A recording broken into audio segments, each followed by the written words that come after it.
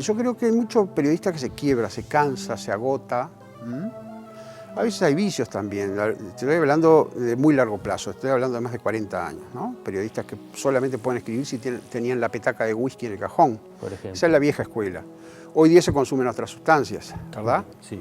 Pero bueno, son periodistas que eventualmente se caen o se cansan o no tienen o ya no pueden más y comienzan a copiar, a plagiar, y eso es muy triste eso, ¿no? Plagios estúpidos, como plagiar. Un día estoy sentado al lado de una persona y me entregan una nota a otra persona que había copiado una nota de la persona que estaba a mi lado. Y ni siquiera te da furia, te da tristeza muchas veces.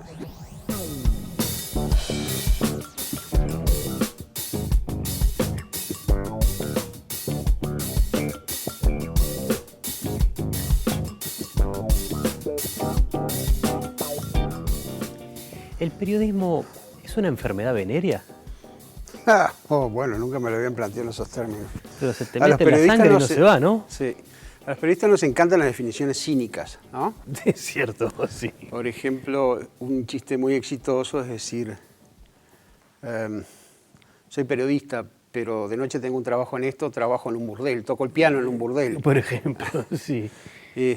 Nunca me habían dicho semejante cosa.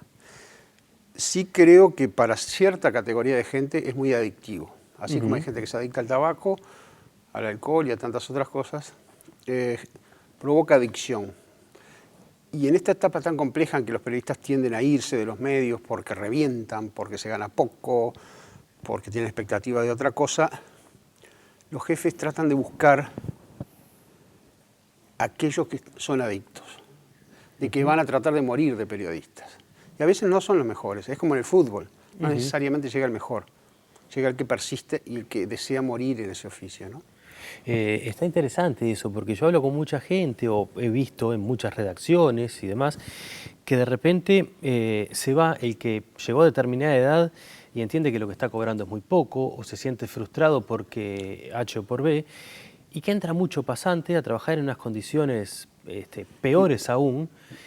Y daría la impresión de que muchas veces a quienes son responsables de los medios no les importa que eso genere un detrimento de calidad de contenido. Pero es un gran drama para los jefes. Nunca terminás de armar un equipo, es desesperante. Claro, y eso te lo digo como viejo secretario de redacción durante 25 años de distintos medios. El sueño era un equipo que permaneciera, y es un sueño vano, no lo lográs casi nunca. Como le pasa a los jugadores de fútbol, para seguir con el mismo para seguir con el fútbol uruguayo. Hace 2 goles y se lo llevan. Claro, acá se van de enojados nomás, sí. el periodismo. Sí, y al final detectar también los que van a permanecer, o incluso las escuelas de gente que va a permanecer, es un arte. Hoy día te diría que es un arte gerencial superior. ¿Cómo es una escuela que va a permanecer? Bueno, yo tomé de todas las universidades, ¿sí? Y puedo identificar formaciones que son superiores a otras. Tú sabes, porque trabajaste con ella, mi hija es periodista, ahora trabaja en Dinamarca para una cadena internacional muy fuerte. Ella tuvo una gran formación. El primer día ya estaba manejando cámaras, el primer día, con 18 años.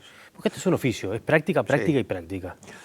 Pero hay escuelas, por ejemplo la Universidad de la República, que tienen una formación mucho más precaria en muchos aspectos, que sin embargo está hecha de gente más humilde, de condición más humilde, que entra a una redacción y dice, esta es una oportunidad que yo no voy a dejar pasar. Me lo han comentado ya periodistas que tienen de repente 5 o 10 años de antigüedad, que me han dicho, cuando yo entré ahí, había gente que me decía que esas condiciones de trabajo eran inhumanas, porque trabajabas los domingos, el 1 de mayo, el 25 de diciembre, se gana poco. Y a mí me parecía que era una oportunidad que yo no podía dejar pasar. Entonces, muchas veces importa de dónde venís o cuáles son tus expectativas, ¿no? Ahí hay algo interesante también, porque yo tengo me pasó dando una charla en una universidad privada para alumnos de tercer año, que uno, por ejemplo, pregunté cuántos conocían Montevideo Rural, y hubo uno que levantó la mano. Y yo dije, bien, hay uno que conoce Montevideo Rural, y me dijo, no, Montevideo no tiene zonas rurales. Y yo creo que este es un oficio que sigue necesitando desesperadamente aquello de ensuciarse en la calle, de gastar el zapato, de saber qué ruidos hay en 18 de julio, si son distintos a los de 8 de octubre, a qué huele un barrio o a qué huele el otro. Y temo que en algún punto la formación terciaria ha hecho que llegue mucha gente a los medios que en realidad cree que el mundo es Avenida Italia al sur y Boulevard Artigas al este. Puede ser. Sí, puede ser. Yo soy una persona del interior, yo me crié en el campo, pasé por todo el sistema de enseñanza, desde la escuela rural a caballo hasta las universidades pagas. Viví en el campo, en Pueblo Chico, en Montevideo, en otros lugares, en la ciudad de la costa. Creo que eso también, aunque parezca presuntuoso, eso también te da más perspectiva. Yo digo que soy un oriental. Está muy bien. Y que te da la perspectiva de ver distintos mundos y distintas sensibilidades y distintos intereses. Pero hay mucha gente del interior también en el periodismo, como lo hay en el fútbol. Sí, puede ser. Mi gente muy sufrida a veces, válida, claro. A veces gente muy sufrida, que por eso no deja pasar pequeñas oportunidades, se le abre una puerta un poquito y lo aprovecha. ¿Qué pensás de la colegiatura obligatoria? Que en otros países se pide, que acá alguna vez algunos amagaron a decir, bueno, capaz que sea necesario que cualquiera para llegar a un medio necesariamente haya pasado por la universidad. Es un tema para hablar largo y tendido. Yo en principio no creo en ninguna colegiatura, en nada obligatorio. Es más, yo por ejemplo no puedo dar clases en la Universidad de la República, porque no tengo ninguna licenciatura. Formalmente no soy un periodista. Solo me he ganado la vida como periodista durante 42 años, pero no soy periodista para la Universidad de la República. Porque no tenés un Sin diploma embargo, en tu casa. la Universidad ORT me contrató como profesor, por ejemplo. Entonces, da para mucho, ¿no? Sí, claro, eso. Dentro de todos estos años, pensaba ahora, por lo de las escuelas, en realidad lo pensé primero, estuviste en la génesis de búsqueda. ¿Qué es una escuela de periodismo? ¿No? Sí. Y eso es fantástico, porque uno ve, a veces uno está haciendo, no lo digo por mí, sino quienes lo lideraron el proceso, a veces estás haciendo historia y no sos consciente de lo que estás haciendo. Tampoco sabes cómo va a terminar esa historia. Entonces muchas veces me desconfío de las historias escritas a posteriori, ¿verdad? Está bien. Ahora estoy leyendo historia revisionista, por ejemplo, sobre la Revolución Rusa. Está lleno, plagado de mitos. Plagado de mitos, no vamos a entrar a discutir sobre eso. No, claro. Pero son en general interpretaciones a posteriori. Quienes estaban haciendo eso no tenían ni idea de en qué iba a derivar. Como muchos otros fenómenos humanos. Hay gente que puede tener una perspectiva bastante más clara, pero muchas veces se le presentan asuntos que no entran dentro de ninguna teoría y de ningún plan. Y esto es un poco bien a propósito de lo que era búsqueda. Si te interesa, en 2 minutos, creo que fue una historia de necesidad por un lado, de ambición por otro. O sea, una persona, una especie de Carlos Quijano conservador, como Ramón Díaz, que dedicó su vida a sacar esa revista desde 1972 para difundir las ideas liberales, que un día se junta con una persona con la que no se llevaba del todo bien, que era Danilo Arbilla, que necesitaba un trabajo. Entonces inventa un semanario. Y empieza a tomar gente. Yo era un paisanito que andaba ahí en la vuelta, me tomaron para cualquier trabajo, para cualquier oficio, digamos. Eso fue mi inicio allí adentro. Pero luego se da la paradoja que empieza la apertura democrática y los distintos semanarios, había 28 en un momento, 28 semanarios. Te digo porque yo hacía una sección llamada Frases de la Semana y los leía todos. Era un fanático, por supuesto, ¿no? Ahí está, cada uno tomado por el periodismo. Claro. Cada uno empieza a tomar partido, por un partido, pero además una lista dentro de un partido. Y ahí empieza el boom de búsqueda. Buscaba informar. Eso era coherente con una tradición de la prensa uruguaya, que siempre había estado vinculado a un partido político. Tanto el modelo de búsqueda era el modelo norteamericano o europeo. De que nosotros no estamos al servicio de un partido, estamos al servicio del lector. El que nos paga el sueldo es el lector. No como El Día, no como La Mañana y el Diario, Exacto. No como El País. No. Esa es la génesis que se ha sembrado mucho, porque hoy ese criterio, yo te diría que predomina bastante en casi todos los medios uruguayos. Pero ese entonces era absolutamente novedoso. Y la paradoja es que siendo un órgano que en la página editorial era el difusor de las ideas liberales, sobre todo en materia económica, era muy leído por la izquierda. Cuando Seriñi salió de la cárcel, uno de los primeros invitados fui yo. Primero fueron los seniors, pero después fuimos un grupo pequeño de periodistas muy jóvenes, entre los que me encontraba, pero no porque yo fuera gran cosa. Él quería conocer a quienes estaban haciendo ese semanario que él leía en la cárcel. Claro. Pensaba ahora, cuando vos remarcabas esto de las ideas liberales, y cierto, en la línea editorial de búsqueda, trabajaste muchísimos años en El Observador, que también tiene su línea editorial, El Observador económico, y también desde un punto de vista liberal.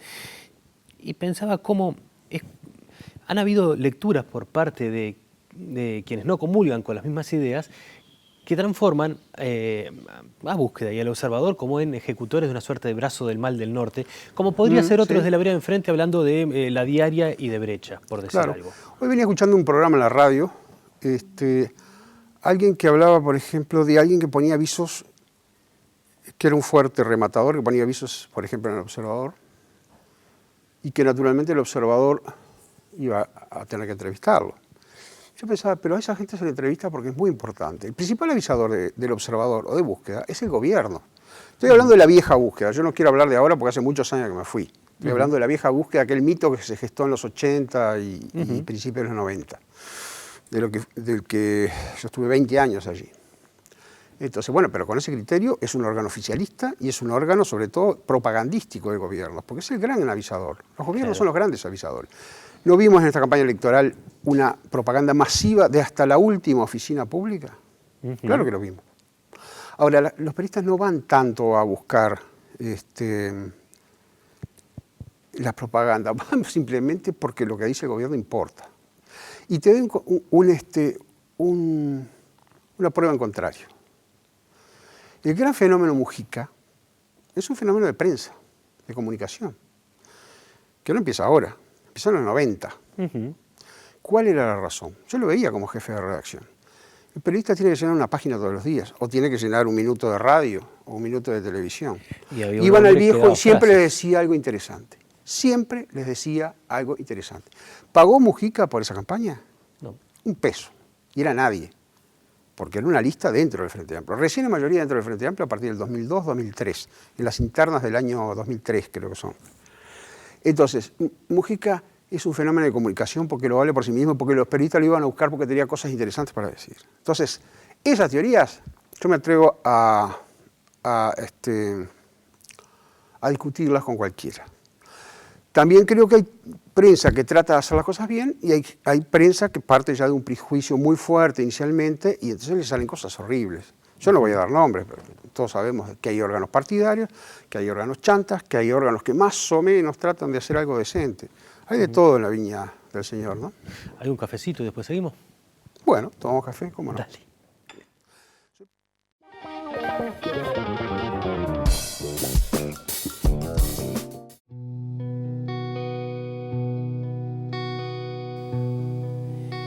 Viviste muchos años en el campo y me intriga saber qué te marcó, qué te influyó el campo.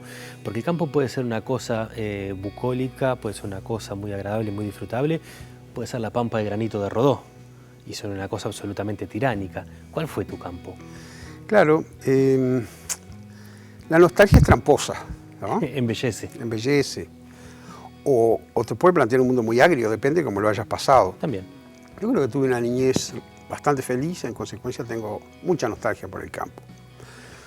Y esto me hace acordar cuando siento muchos gobernantes actuales, que suelen ser muy ancianos no, pero muy mayores, que hablan de su mundo de juventud como si fuera el paraíso. Y yo pienso, pero era la década del 50 y el 60, este país se estaba despedazando. Pero lo entiendo, ¿por qué? Porque era la época de su juventud y eso no tiene precio. O de la niñez, y uno pudo haber tenido una niñez muy, muy feliz. Y si había carencias o el país estaba pasando situaciones muy graves, que luego tendrían graves repercusiones, uno en realidad no era muy consciente de ello. Algunos dicen que la patria es la infancia. Ah, es una buena definición esa, ¿eh? Para mí la patria es el pedacito de tierra que arrendaba era un buen pedazo de tierra que arrendaba mi padre, lo arrendó 27 años, siempre soñó con comprarlo, nunca pudo. Era un productor rural que hizo de todo, ganadería, agricultura, lechería, lo que se le ocurra. Nunca le fue muy bien, era otra época donde había precios controlados, los márgenes eran muy pequeños. Yo una infancia muy triste, un recuerdo muy triste que tengo de la infancia es ver a mis padres abrazados en la cocina llorando. Y yo no sabía por qué. Y era que había caído una piedra, a último momento, cuando la cosecha de trigo estaba pronta, y había dejado todo el grano en el suelo, que no se puede recoger. Eso, uno no era consciente de esas cosas. Pero las partes buenas también estaban en un mundo muy natural, era una familia integrada. Un mundo con emociones, porque esto que decís tiene que ver con las emociones y con el esfuerzo en equipo, ¿no? Sí. Mi madre era maestra, en consecuencia Yo que era muy preguntón, ella me enseñaba a leer diarios. Mirá vos. Tal vez venga por ahí Mirá dónde viene la infección. el veneno. Lo que pasa es que en campaña, en esa época, yo te estoy hablando de la Edad Media, vamos a hablar de la Edad Media. Hay un libro en las memorias del cineasta español, Mi último suspiro es el título, Luis Buñuel, Sí. unas memorias magníficas que te recomiendo leer, y que él habla que se crió en la Edad Media. Y yo también siento que me crié en la Edad Media. Me crié en un mundo sin luz eléctrica, por ejemplo. O ingresé en el periodismo, yo le hablo a los jóvenes de cuando se hacía con el plomo. Entonces, ellos creen que están frente a Gutenberg. Con máquina de escribir. Máquina de escribir, por supuesto, hasta hace muy poco, hasta 1991 estuve trabajando con máquinas de escribir. Y en el campo, en ese entonces, se iba al pueblo una vez a la semana o cada 15 días a proveerse gasoil, galletas, fideos, no sé. Y se traían todos los diarios amontonados. Y además se compraban varios diarios. Claro. Entonces, cuando llegaba mi padre, por ejemplo, era una montaña de diarios. Y a mí me fascinaba. Yo leí desde el asesinato de Kennedy hasta la exploración espacial, hasta lo que se te ocurra. Bueno, por supuesto, seguir al Club de Mis Amores, ¿no? El Club Nacional de Fútbol. Y siempre detrás de mi madre preguntándole qué dice acá, los titulares y ese tipo de cosas. Que te tradujera lo que no entendías. Claro. Y se dio la paradoja que yo empecé a escolarizarme y sabía leer y escribir. No sabía matemática, no sabía restar o sumar, pero sabía leer y escribir. Es brutal, ¿no? Porque en campaña se lee. Y bueno, es la industria del tiempo libre, digo Claro. yo, ¿no? De noche se conversa y se lee. Y en esas épocas eras de meterte en los arroyos, a nadar, y eras de salir a pescar y demás. Había esa cultura, una cultura ecuestre en primer lugar. O sea, andábamos a caballo con mis hermanos y carreras todo el tiempo, jineteadas, pescar. ¿no? Primero vas a la cañada, después ya vas al arroyo. Un día mi padre se fue al campo y se dio cuenta que él creía que tenía la escopeta y el rifle muy seguros encima de un placar y se olvidó de los cigarrillos, regresó y estábamos mi hermano y yo con las armas en la mano, que nos producían una gran curiosidad. Entonces él partió de la base que era una herramienta que en el campo siempre se usa para defensa propia, para caza. Es una cultura que en Montevideo no se conoce, pero en el campo es muy común. Entonces él dice, esto es como un martillo, más vale saber manejarlo para no reventarse un dedo. Entonces nos enseñó a tirar muy jóvenes, yo diría que preadolescentes, ¿no? Entonces, por eso te digo que estoy hablando de la Edad Media. Está bueno porque al día de hoy mucha gente desde la ciudad ve muchas de esas conductas que siguen dándose en el campo porque la casa sigue existiendo. Porque está solo de toda soledad, ¿no? Porque sí, claro, pero además hay actividades que no se ha inventado todavía otra forma de hacerlo, hay que pilar un ternero, hay que yerrar, en fin. La legítima defensa. También. Yo vi hechos de, personas que se batían a cuchillo. ¿Qué vas a llamar al 911? Claro. No hay chance. Ahora, ¿cómo te suena cuando ahora de repente desde la urbe se dice son bárbaros cómo mantienen esas tradiciones? ¿Cómo pueden jinetear a un caballo 12 segundos? Yo los mandaría becados 6 meses al campo y después empezaría a conversar con ellos. Antes me niego a conversar. Esto como juzgar el Imperio Romano con los cánones de la Unión Europea siglo XXI. Es una ucronía, ¿no? Es anacrónica, es injusto. Sin duda, las necesidades son otras. El medio es otro. La cultura es otra. Porque nadie juzga al que tiene un caniche en un Sin embargo, apartamento con parqué. Claro, exacto. ¿Sí? Criar un perro en un apartamento. Es criminal, para mi gusto. Pero yo lo saco todos los días a pasear, tengo un paseador y le doy las pastillitas. Claro, ¿sí? Y tal vez lo lleva al psicólogo. Claro, y le pone una mantita para sacarlo en invierno. Ese mismo perro en el campo no es vagual, no conoce psicólogo, no tiene patente y se pasa hasta que se muere corriendo ovejas o liebres o lo que sea. Sí, el medio es muy diferente y el gato es diferente y el perro también es diferente, ¿no? ¿En algún momento te hiciste el Río Negro en canoa? Sí, muchos ríos. ¿De punta a punta fue, no? No, de punta a punta no, pero teníamos con un amigo, Manuel Vázquez, amigo hasta hoy, esos amigos del interior, nos gustaba tirarnos desde la represa de Palmar hasta Mercedes. Son 100 kilómetros de río. Allí está, por ejemplo, el Cerro de los Claveles, donde estuvo Charles Darwin. Es una zona que puede haber hasta 6 kilómetros de bosques, de ancho. Así que imagínate. Parábamos en cualquier... Hermoso, porque parábamos en cualquier isla o cualquier costa y allí armábamos carpa, nos quedábamos. También hicimos una parte grande del río Tacuarembó, desde Paso Manuel Díaz, que es la frontera entre Tacuarembó y Rivera, sobre la Ruta 5, tirar la canoa ahí y llegar hasta Villa Encina. Nos pasamos de repente 5 días, una semana. Una vez vino un amigo de Berlín, yo había ido a Berlín, tenía un guía, Berlín todavía rodeada de muro, ¿no?, de la Guerra Fría, y el berlinés llegó a Uruguay y nos estábamos yendo en canoa y al final fuimos 4 personas en 2 canoas. El berlinés pasó del Berlín rodeado de muro al Río Negro. Hasta ahora no se olvida y hasta ahora nos seguimos viendo, ¿no? Qué brutal, un contraste de libertad tremendo. Mira, esto voy a hacer un enganche muy barato de repente, pero venimos de un río, el Río de la Plata y el cruce de Wilson. Venías en el barco y te pusiste a jugar el truco. Porque uno con el paso del tiempo... Viejo muy loco, muy loco. Claro. Yo lo recuerdo como una gran fiesta, ¿no? El barco se acabó la comida y se acabó el alcohol. Y nadie durmió esa noche. Habría poco. Habría poco, sí. Sí, estaba toda la prensa de los semanarios de esa época. Estábamos hablando de el invierno de 1984. Wilson estaba quedando fuera del... Estaba proscripto para las elecciones, no se iba a poder Estaba presentar. proscripto y requerido, pero además estaba quedando fuera de la salida democrática.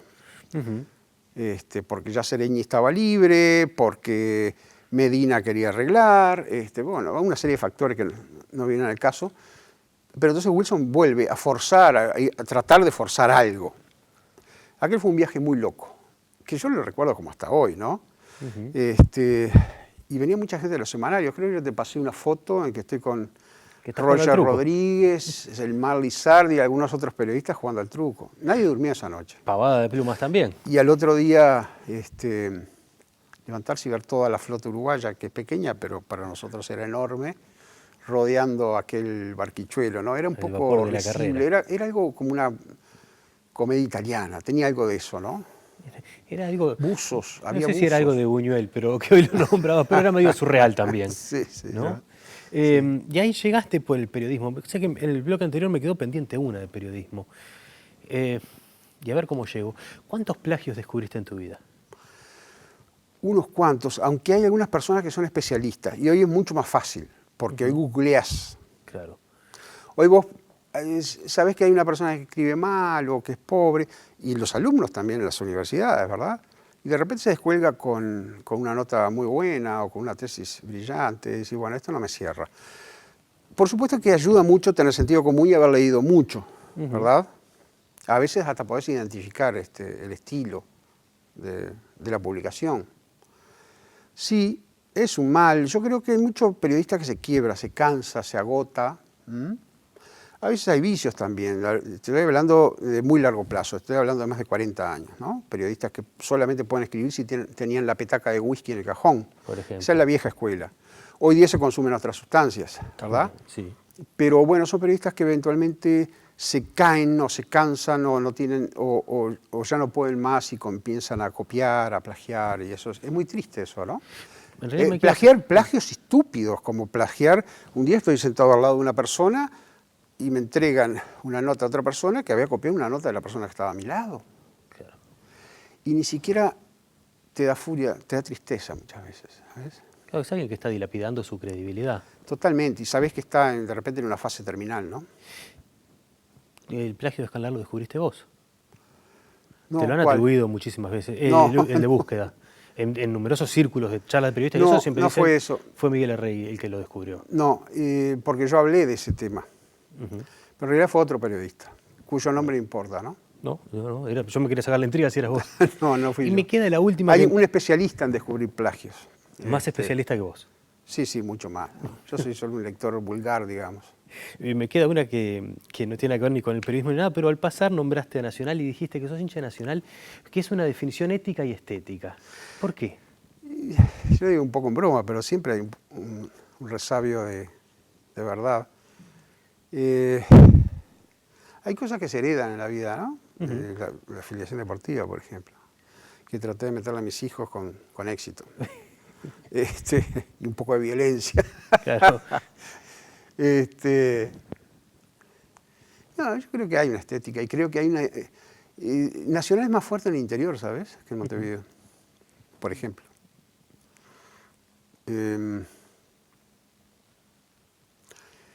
Es una reacción nacionalista. Yo no soy demasiado nacionalista, pero soy muy respetuoso de dónde venimos.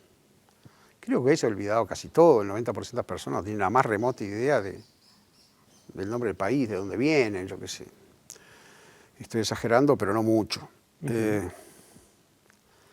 a mí, sin embargo, me interesa retrotraerme a las raíces en muchos aspectos, en la medida de mis posibilidades, ¿no? Obsesivamente. En ese plano es algo, podría decirse ético, un poco en broma. Y estético porque es una estética, es un tipo de gente un poco más mansa, por más que nos hemos llenado de guarangos en las últimas décadas, ¿no? En las últimas décadas. Yo recuerdo haber venido a Montevideo, yo venía al fútbol siempre, y estar en la Ámsterdam y atrás mío estar el Negro Rada.